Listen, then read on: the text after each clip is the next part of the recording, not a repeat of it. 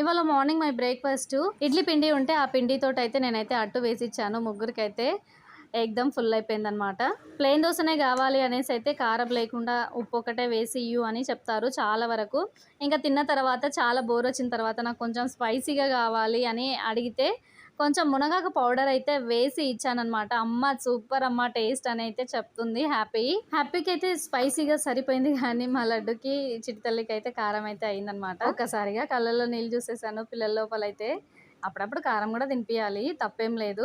ఇంకా ఆ తర్వాత వెజిటేబుల్స్ అయితే వచ్చి వెజిటేబుల్స్ అయితే తీసుకున్నానండి. అబ్బా టూ మచ్ రేట్లు, అబ్బా కూరగాయలు అయితే బాగా ఎక్కువనే ఉన్నాయన్నమాట కూరగాయల రేట్లు.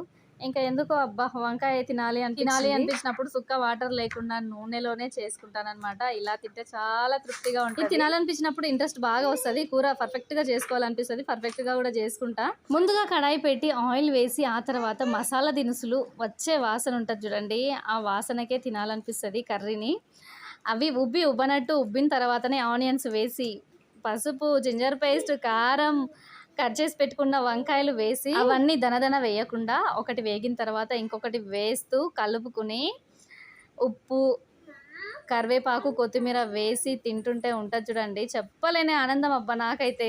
సూపర్ ఉంటుందండి. ఒక మాటలో చెప్పాలంటే ఇంకా మాటల్లో మాట్లాడుకోవటం లేదు. థ్యాంక్స్ ఫర్ వాచింగ్ అండి. నచ్చితే మీరు కూడా ట్రై చేయండి తప్పకుండా.